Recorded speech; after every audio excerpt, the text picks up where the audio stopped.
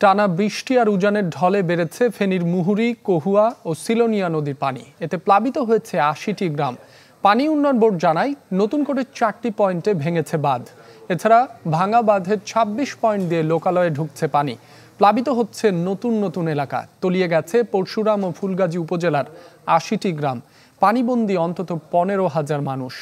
ফেনী পরশুরাম আঞ্চলিক সড়ক তলিয়ে যাওয়ায় বন্ধ রয়েছে যান চলাচল। পানি বেড়েছে মৌলভীবাজারের মনু ও কুশিয়ারা নদীতে। এতে প্লাবিত হয়েছে নিচু এলাকা।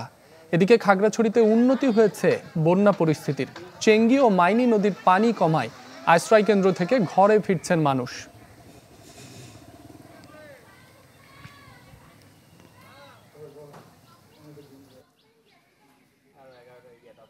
পানি অনেক বাড়তেছে। পানি এখনো আমাদের রাস্তা, যে রাস্তা আছে এটাতে তো ১ কোমর আছে। আমাদের যে গ্রামের রাস্তা ওইটাতে পানি ১ বুক। ঘরে অলরেডি ১ কোমর পানি। সুতরাং আমার একটা ৩টা গরু ছিল, একটা গাভী মারা গেছে অলরেডি। তো এই এলাকায় কোনো বাসাবাড়ি আর বাদ নেই, পানির নিচে সবাই। প্রতিবারই শুনি যে বাঁধ মেরামত হচ্ছে, বাঁধ বানানো হচ্ছে, বাঁধের বাজেট হচ্ছে। আসলে প্রতিবার কোনোবারই স্থায়ী সমাধান হয় না। আমরা চাই স্থায়ী সমাধান, বাঁধগুলো স্থায়ীভাবে মেরামত করা হোক।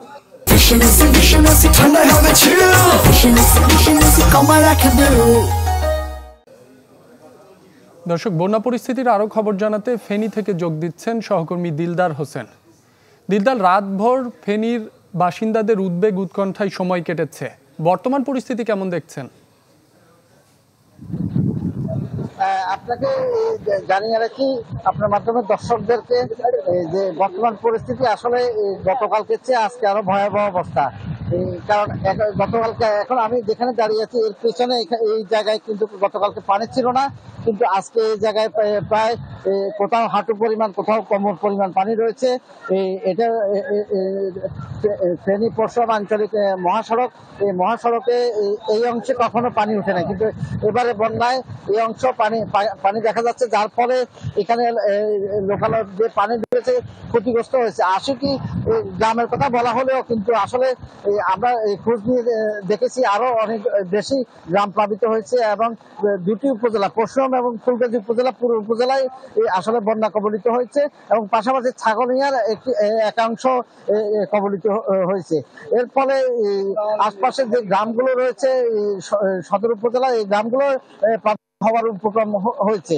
কিন্তু পানি উন্নয়ন বোর্ড আমাদেরকে জানিয়েছেন যে গতবার ১০ দিন আগে যে ২৪টি স্থানে ভাঙ্গন ছিল, আর নতুন করে আরো ৪টি স্থানে ভাঙ্গনের ফলে এই প্লাবিত হয়েছে। তবে পানি শুকিয়ে গেলে তারা কাজ করবেন বলে জানিয়েছেন। এই ছিল আমার সর্বশেষ ফেনী থেকে। দিলদার, আপনাকে ধন্যবাদ। দর্শক, এবার খাগড়াছড়ির খবর জানতে সরাসরি যাচ্ছি সহকর্মী নুরুস্তফা মানিকের কাছে। মানিক,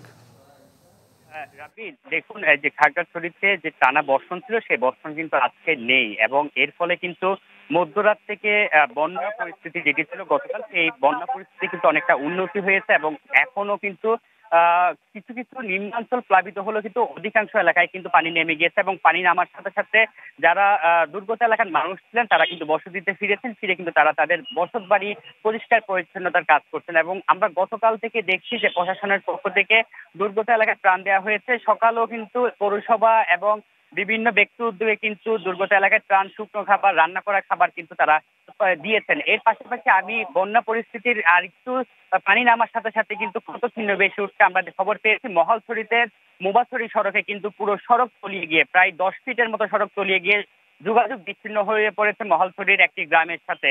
এর পাশাপাশি জেলা সদরের অনেক জায়গায় কিন্তু সড়কে ভাঙ্গন দেখা দিয়েছে, এবং সড়কের উঠে গিয়ে কিন্তু সড়কে যান চলাচল ব্যাহত হচ্ছে বলে আমরা দেখতে পেয়েছি। এবং এর পাশাপাশি আমি যদি জলাবদ্ধতা কিংবা বন্যা পাশাপাশি পাহাড় ধসের খবর বলি, তাহলে পাহাড় ধসেরও কিন্তু গতকালও কিন্তু অনেক জায়গায় ছোট বড় পাহাড় ধসের ঘটনা ঘটেছে। তবে এখনো পর্যন্ত পাহাড় ধসে তেমন কোনো ক্ষয়ক্ষতির খবর আমরা পাইনি, এবং প্রশাসনের পক্ষ থেকে কিন্তু ৯৮টা আশ্রয় কেন্দ্র খোলা হয়েছিল, এবং এই ম্যাক্সিমাম আশ্রয় কেন্দ্রে কিন্তু মানুষ আশ্রয় নিয়েছিল।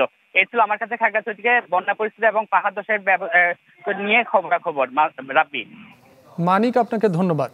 দর্শক, ফেনী ও খাগড়াছড়ি থেকে বন্যা পরিস্থিতির খবর জানাচ্ছিলেন আমাদের সহকর্মীরা।